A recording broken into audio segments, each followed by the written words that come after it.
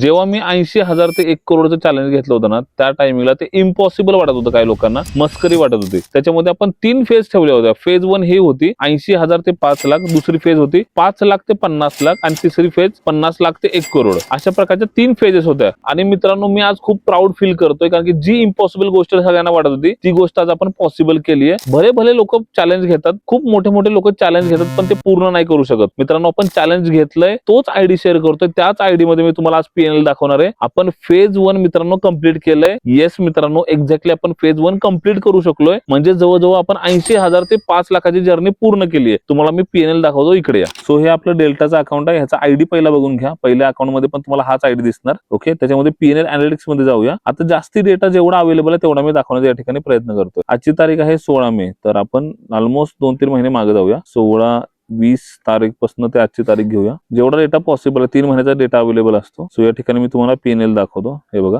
जवळजवळ जर total profit या ठिकाणी बघितलं तर 4,46,000 रुपयाचं नेट प्रॉफिट या ठिकाणी दिसतंय. आणि ब्रोकरेज जे आपल्याला गेले, म्हणजे जे चार्जेस आहेत, ते चार्जेस जवळजवळ 1.77 लाख म्हणजे 2 लाखाचे चार्जेस आहेत. आणि हे सगळं करून आणि हे सगळं जाऊन आपल्याला ऑलमोस्ट आता जे प्रॉफिट्स आहेत ते ऑलमोस्ट प्रॉफिट दिसतात 5,47,000 चे प्रॉफिट्स आता आपल्याला नेट क्रेडिट आहेत. सो मित्रांनो, एक नेक्स्ट अपडेट तुम्हाला इम्पॉर्टंट द्यायचे. आता मी काय करतोय, हा जो अकाउंट मधला फंड आहे तो दुसऱ्या अकाउंट मध्ये शिफ्ट करतोय. तर त्याचा पण आयडी मी तुम्हाला मेन्शन करून देतो. त्याचं रिझन थोडं वेगळं आहे, कारण की मी दुसऱ्या अकाउंट मध्ये मला ट्रेड करायचे. तर तो आयडी मी तुम्हाला इकडे समोर दाखवतो. त्या आयडी मध्ये मी आता ट्रेड करणार आहे आणि त्याच्यामध्ये इथून पुढचे सगळे स्टेटस तुम्हाला बघायला भेटतील. आणि एक लॉंग व्हिडिओ त्याच्यामध्ये सगळ्या डिटेल्स कव्हर केलेले असतील. आणि कसे तुम्हाला प्रॉफिट्स वाटले, ट्रेडिंग वरती ऍक्च्युअली कसा बिझनेस बनतो हे समजलं असेल तुम्हाला. आय होप की भरपूर गोष्टी तुम्हाला याच्यातून शिकायला भेटत असतील. चला, चॅलेंज कंटिन्यू करूया. बाय बाय, जय महाराष्ट्र.